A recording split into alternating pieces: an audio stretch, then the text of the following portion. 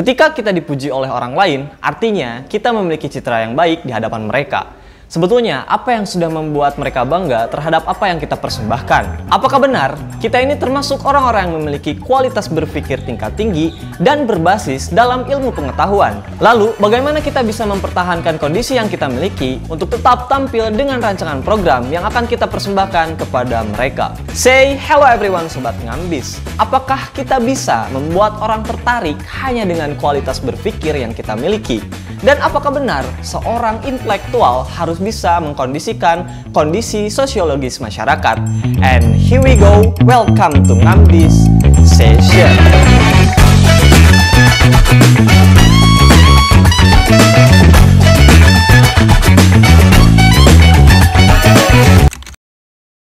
Perkenalkan, ini adalah Ima Halimatus Hadiah. Hello everyone, perkenalkan nama aku Ima. Mahasiswa Ilmu Komunikasi tahun 2021. Dia adalah salah satu anggota dari Departemen Nadin dalam organisasi Himakom atau Himpunan Mahasiswa Ilmu Komunikasi. Dalam Departemen Nalar dan Intelektual, Ima berperan aktif dalam berkontribusi memberikan ide dan gagasannya dalam merancang sebuah program yang menjadi wadah bagi setiap mahasiswa untuk senantiasa mengembangkan setiap potensi yang dimiliki oleh mahasiswa. Apa yang dilakukan oleh mahasiswa dalam Departemen Nalar dan Intelektual itu dalam rangka meningkatkan kualitas berpikir, kepekaan sosial, dan kecerdasan dalam mengatur sebuah tatanan kehidupan. Selain membantu dalam mengembangkan setiap potensi yang dimiliki oleh mahasiswa, Ima juga berperan aktif untuk senantiasa membantu setiap mahasiswa agar bisa bersaing dengan perkembangan ilmu pengetahuan dan teknologi agar setiap mahasiswa memiliki jiwa kreatif, inovatif, dan kolaboratif. Ranah tugas yang Ima kerjakan merupakan bagian penting dari kemajuan organisasi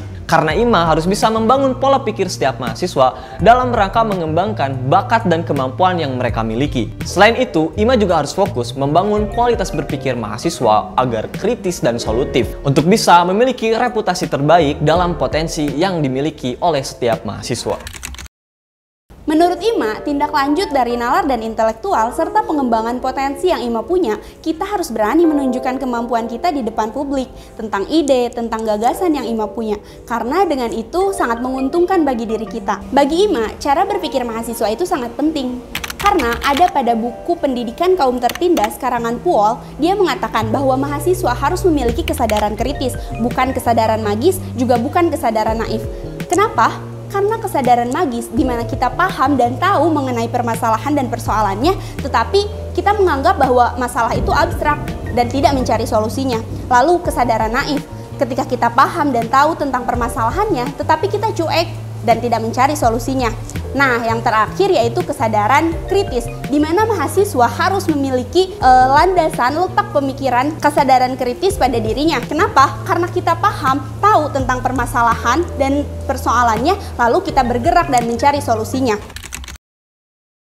Kenapa mahasiswa harus berpikir kritis? Karena mahasiswa digadang-gadangkan sebagai agent of change, di mana membawa perubahan dan manfaat bagi orang di sekitarnya.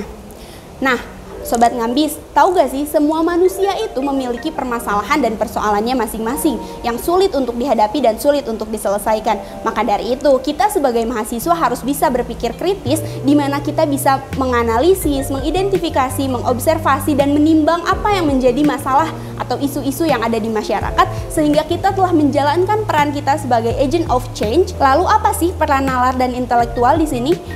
Jangan salah, nalar dan intelektual sangat berpengaruh. Ketika kita berpikir kritis, kita harus memiliki nalar, di mana kita bisa memilih dan memahami mana yang baik dan mana yang buruk. Kita juga harus berintelektual, kecerdasan kita dipakai untuk bekerja, belajar, dan menjawab segala pertanyaan dengan gagasan-gagasan yang sudah kita pelajari. Nalar dan intelektual juga bisa dilatih loh buat mahasiswa. Salah satunya dari program Departemen Nalar dan Intelektual, kita memiliki program untuk melatih nalar dan intelektual dari mahasiswa. Apa yang dikatakan oleh Ima itu benar. Kualitas berpikir itu penting karena mencakup bagaimana orang bisa memaksimalkan potensinya dan mengetahui nilai-nilai yang mereka punya. baik itu keterampilan, sikap yang dimiliki, ataupun perilaku yang baik. Dalam prosesnya, untuk bisa memiliki kualitas berpikir, setiap mahasiswa itu akan ditantang untuk bisa memimpin sebuah program yang dia buat. Mahasiswa itu akan dipaksa agar bisa berjalan dengan programnya dalam rangka meningkatkan kualitas atau nalar berpikir, nalar dalam bekerja, dan nalar dalam berkomunikasi. Sehingga dengan adanya pemikiran seperti itu, mahasiswa secara otomatis akan meningkatkan setiap potensi yang dimilikinya untuk dipersembahkan kepada masyarakat maupun lingkungannya. Dalam hal ini, apabila kualitas berpikir seorang mahasiswa itu sangat baik, maka apa yang sudah dibuat, program yang sudah dibuat, apapun yang sudah direncanakan, itu tidak akan terlepas dari ilmu pengetahuan atau wawasan yang dimilikinya. Artinya, semua program yang dibuat itu bisa dibuktikan secara ilmiah. Karena orang-orang yang memiliki kualitas berpikir yang baik, mereka tahu dan paham bagaimana program itu bisa dijalankan sesuai dengan apa yang ada di hadapannya. IMA juga punya cara sendiri loh untuk mengembangkan kualitas berpikir dan menambah pengetahuan IMA. IMA selalu mengimplementasikan apa yang ingin IMA pelajari. Contohnya, ketika IMA ingin membuat desain poster, IMA membuat dengan teori seadanya, teori yang IMA ketahui. Lalu setelah itu IMA bertanya kepada teman dekat IMA buat menilainya. Penilaian yang IMA harap dari dia yaitu kritik dan saran, di mana itu menjadi sebuah pengetahuan baru untuk IMA. Nah, setelah itu IMA bisa mempelajari teorinya. Kunci dari mempelajari sesuatu yaitu konsisten. Setelah kita konsisten, kita akan mahir dan itu tidak membutuhkan waktu yang sangat lama. Karena kualitas berpikir itu akan bertambah ketika pengetahuan yang baru masuk ke dalam otak kita dan nalar berpikir yang baik itu muncul. Di dalam buku Bryan Adam yaitu Seni Berpikir Positif, dikatakan bahwa orang yang berpikir positif dalam pandangan psikolog akan membuat orang itu menuju kesuksesan dan kebahagiaan. Kualitas berpikir seseorang menjadi sangat penting karena bertindak tanpa berpikir itu sebuah kecerobohan dan berpikir tanpa bertindak itu adalah kesia-siaan. Nah, kita juga harus menanamkan kata mungkin dalam hidup kita, karena dengan kata mungkin kita akan mencoba banyak hal dan kita akan mencapai apa yang ingin kita raih. Contohnya, mungkin suatu saat aku akan menjadi desainer profesional ketika aku mencoba hari ini untuk membuat desainnya. Nah, ketika kita sudah bisa berpikir secara positif, berpikir secara baik, meningkatkan kualitas berpikir kita, kita juga harus meningkatkan kualitas belajar kita. Jangan sampai kita memiliki banyak harapan, memiliki banyak impian, tetapi kita malas belajar. Untuk itu, kita harus merubah kebiasaan-kebiasaan kita, tetapi tidak harus langsung pada perubahan yang besar loh. Kata James Clear di dalam Atomic Habit mengatakan, cara-cara untuk melakukan perubahan besar itu berawal dan berefek dari gabungan keputusan-keputusan kecil dan dapat membawa kepada perubahan yang besar. Nah, ketika kita sudah memiliki kualitas berpikir yang baik, kualitas berpikir yang positif, kita harus merubah kebiasaan-kebiasaan buruk kita menjadi kebiasaan-kebiasaan yang baik. Dan kita juga harus mencoba banyak hal, maka kesuksesan akan datang kepada kita.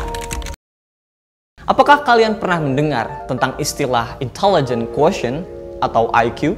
Atau emotional quotient atau EQ, di mana IQ dan EQ ini dimiliki oleh setiap manusia yang ada di bumi. Setiap manusia yang hidup, mereka tentunya memiliki kecerdasan. Paradigma baru tentang intelligence dikatakan bahwa sebetulnya di dunia ini tidak ada orang yang bodoh. Setiap orang sebetulnya mereka memiliki kecerdasan yang menonjol, baik satu maupun dua jenis, di mana kecerdasan yang mereka miliki itu siap untuk dikembangkan dalam mencapai prestasi yang gemilang. Pendapat dari Dr. Goleman dikatakan bahwa 20% dari IQ itu memberikan sumbangsi atau kontribusi terhadap kesuksesan kita.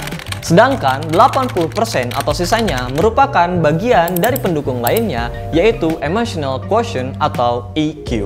Inilah yang menjadi cikal bakal dari kualitas berpikir seorang mahasiswa dari kecerdasan yang mereka miliki. Mereka mampu mengembangkan setiap kecerdasan yang sudah mereka miliki sejak dari kecil, seperti kecerdasan linguistik, matematika atau logika, kecerdasan spasial, kecerdasan kinestik atau jasmani, musikal, intrapersonal atau interpersonal, dan kecerdasan naturalis. Dari adanya IQ dan EQ yang kita miliki ini, maka akan melahirkan kualitas berpikir yang baik. Selain itu, kemampuan IQ dan EQ yang kita miliki ini bukan hanya untuk bisa mengembangkan diri kita, tapi dengan IQ dan EQ ini kita bisa mengembangkan potensi orang lain, mengendalikan orang lain, bahkan mengelola tatanan kehidupan yang ada di sosiologis masyarakat hanya dengan kecerdasan yang kita miliki. Satu hal yang harus kita ingat dengan apa yang ada di dalam diri kita, bahwa sebetulnya manusia bisa membedakan dirinya sendiri.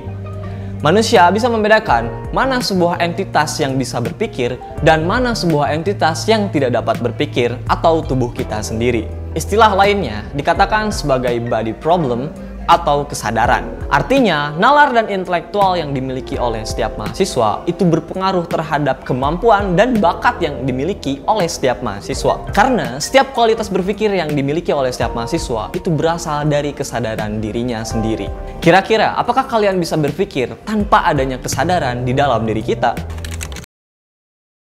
Mindset yang kita miliki hari ini itu bisa membantu kita dalam menghasilkan konten dan membangun sebuah value yang ada di dalam diri kita. Dimana itu semua bertujuan untuk meningkatkan visibilitas kita semua dalam rangka memperluas networking atau meningkatkan kualitas diri kita dengan apa yang kita miliki. Sebetulnya, setiap diri kita adalah seorang produser. Maka, kita harus bisa menciptakan sebuah value untuk membagikan tujuan yang kita miliki kepada orang-orang yang memiliki networking yang baik dalam mencapai karirnya. Apalagi jika kalian sudah memiliki privilege dalam mengembangkan diri kalian, maka apapun yang kalian lakukan itu akan lebih mudah dibandingkan dengan kita memulai dari angka 0 lagi. Tetapi kita jangan khawatir, meskipun kita mulai dari angka 0, justru kesempatan kita untuk memiliki kecerdasan dan kualitas berpikir yang sangat baik itu akan lebih substansif. Artinya, kapasitas kita murni berkembang sesuai dengan usaha yang kita lakukan. Ketika seorang mahasiswa memiliki nalar dan intelektual yang baik, maka otomatis dia akan mendeklarasikan bahwa dirinya bukanlah mahasiswa yang pasif. Bahkan jika kita mampu mengembangkan dan menunjukkan kemampuan yang kita punya, otomatis dia pun akan mendeklarasikan dirinya bahwa dia bukan bagian dari mahasiswa yang apatis. Jika seorang mahasiswa sudah banyak berkontribusi untuk kemajuan program yang sedang dirancang, kemudian mahasiswa itu bisa mengelola tatanan kehidupan yang ada di lingkungannya, secara otomatis dia menyatakan bahwa dirinya adalah bagian dari adanya revolusi sosial. Tapi apakah benar aktifnya seorang mahasiswa yang memiliki nalar dan intelektual di dalam dirinya itu akan menghasilkan perilaku yang baik atau justru malah melahirkan perilaku yang anarkis? Tahukah kalian, cara terbaik dalam rangka mengembangkan nalar dan intelektual yang kita miliki itu dengan personal branding. Di episode selanjutnya, kita akan membahas tentang pentingnya personal branding dalam membangun citra agar kita tidak dianggap sebagai mahasiswa yang pasif maupun mahasiswa yang apatis. Bagaimana dengan kalian? Apakah kalian mampu mengelola tatanan kehidupan yang ada di lingkungan kalian? Atau justru kalian masih bingung dengan nalar dan kecerdasan intelektual yang ada di dalam diri kalian? Berapa jumlah IQ yang kalian punya? Apakah sudah di atas rata-rata atau masih IQ jongkok? Saya Fikri Hanafi, to infinity and beyond. See you next time. Thanks for watching.